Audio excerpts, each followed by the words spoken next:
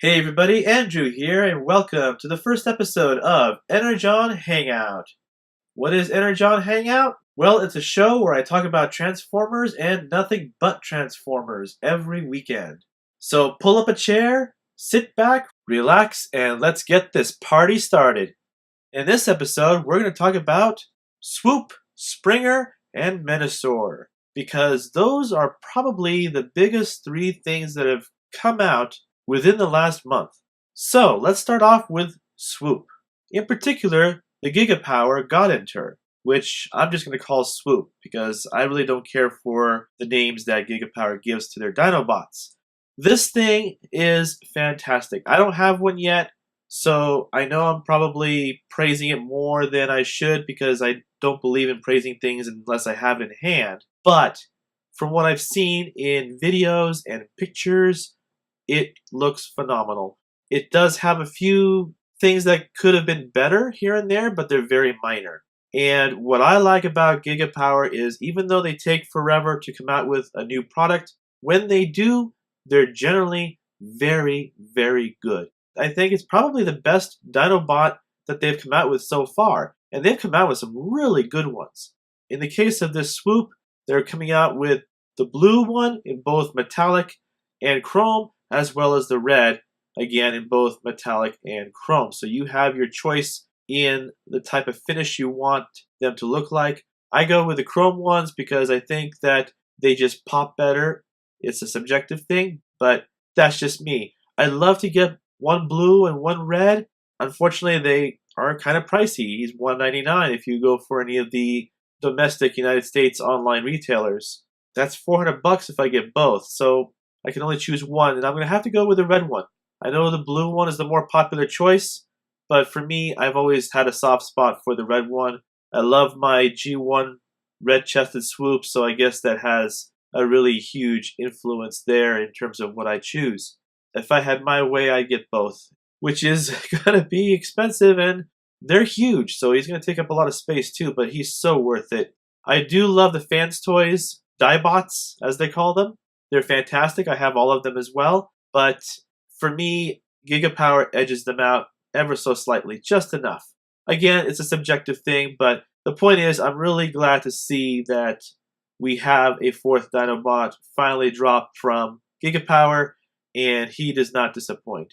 If there's any nitpick that I have about it, it would be the face. For some reason, it just doesn't look right, and I don't know if that was intentional or not, but it's not a deal breaker in any way. I think it's a fantastic sculpt in general. So kudos to Gigapower for finally coming out with their Swoop in Masterpiece scale, and hopefully I can get a copy of my own soon.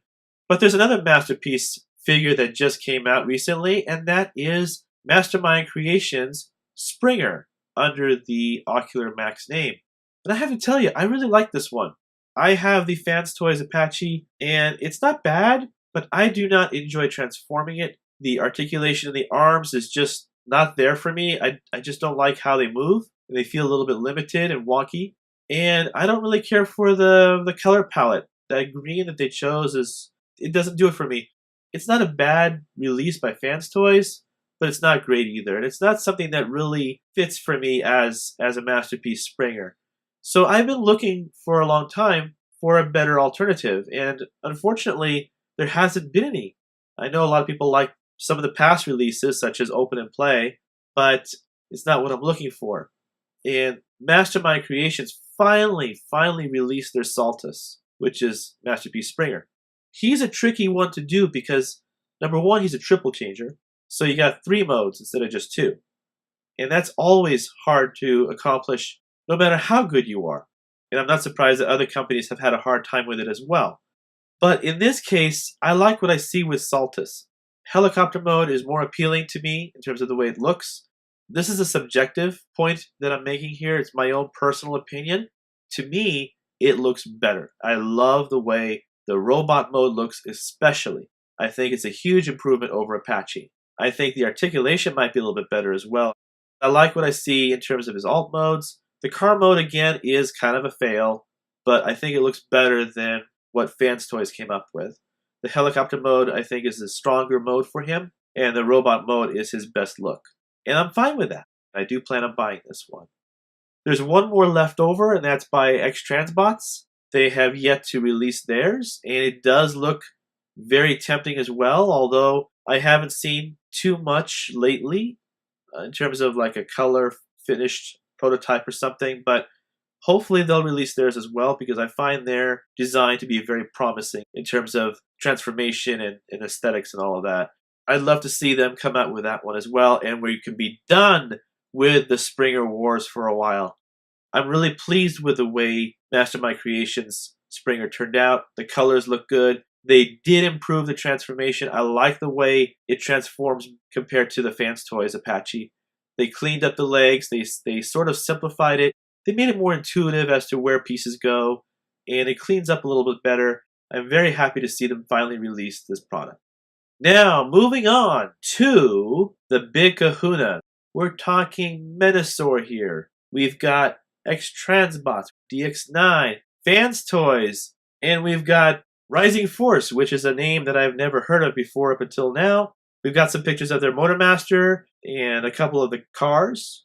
The big three that I just want to stick with is X-Transbots, DX9, and Fans Toys.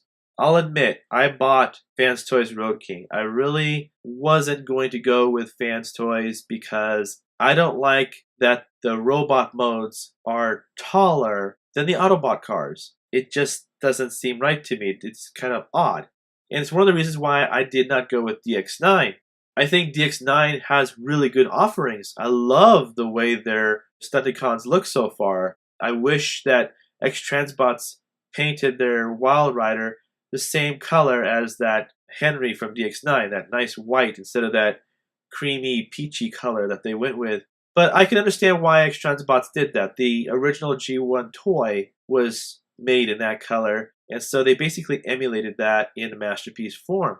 I would like to see them, however, come out with an optional one, like a sort of a repaint variant, where if anyone wants the white one, like myself, can get that one instead or as an extra one. Whether or not they'll do that, I don't know. I have two of the X-Transbots cars, and both of them are outstanding. I'm really impressed with how well X-Transbots stepped up their game in these new releases. And they've been good for a while, actually. I have their Trailbreaker, I have their Cosmos, and I have zero complaints with either of them. I have their Payan, which is their hoist, and all of them have been top-notch in quality. And I have had zero issues whatsoever with any of them. So I'm very, very happy with my purchases from X-Transbots within the last year and a half at least. And these Stunticons that they've come out with, in their car modes, they scale perfectly with the Autobot cars. In robot modes, they're the same height. And remember, there was an episode in the original G1 cartoon, if anyone cares, where the Autobots disguised themselves as the Stunticons. And if there was a difference in size, you can bet that Megatron and at least half the other Decepticons would have been smart enough to figure out, hey, they look a little smaller than usual. That's why I like the fact that X-Transbots has them in scale with the Autobot cars, because to me that was sort of like the benchmark in terms of their scale is when the Autobots disguised themselves as the Stunticons. That's why I went with the X-Transbots. But that Road King from Fans Toys impressed me enough to sort of double dip. And I rarely do this, but I do this once in a while. And Menasor being one of my favorite, well, basically he's my second favorite Decepticon combiner. My first being Devastator. I love cars in general. I'm a big car guy in real life.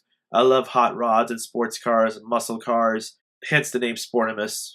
The only thing that I'm concerned with, the only thing that I'm worried about is that we have not seen from any of them, whether it's XTB, DX9, or Fans Toys, exactly how these guys are going to combine together. We haven't seen the connection points, basically. We know that they go together. They've shown us pictures of how they are assembled, but the actual connection points have never been shown. And I hope that Fans Toys has figured this out along with DX9 and X-Transbots, because I don't want any of them to fail. There's certain people that prefer the Fans Toys one, there's some that like the DX9 one, and there's some that like the X-Transbots one. I don't want anyone to be disappointed in whichever one they choose. I'm passing on the DX9 ones not because I don't like them. I think they're excellent as well. I just don't feel like they fit in with my collection because of their scale. Their robot modes are taller. That does still kind of bug me, but unfortunately, the car modes are bigger than the Autobot cars, and there's no reason why an Autobot Lamborghini should be smaller than the Decepticon Lamborghini, or the Lamborghini from the Decepticon should be bigger. You know what I'm saying. Some people will say, well, they're not going to be standing right next to each other side by side in most people's collection, and that's true. I'm with you on that. A lot of people, including myself, I'm going to have my Menasor separate from my Autobots. Menasor is going to hang out with the Decepticons. Still, in my mind, my OCD wants the alt modes to at least be in the same scale. Now, with the robot modes, I'm breaking my own rule here because, like I said, I went with the Road King. I think it's a strong design. Road King in alt mode, along with the Stunticon cars, are going to be in scale with the Autobot cars. So I'm happy about that. I'm glad that Fans Toys at least made the alt modes of their Stunticons in scale with the Autobot vehicles. In robot mode, Fans Toys Stunticons will be taller. Now, I'm not exactly sure how much taller, but from what I understand, they're going to be roughly about the same height as the DX9 Stunticon cars.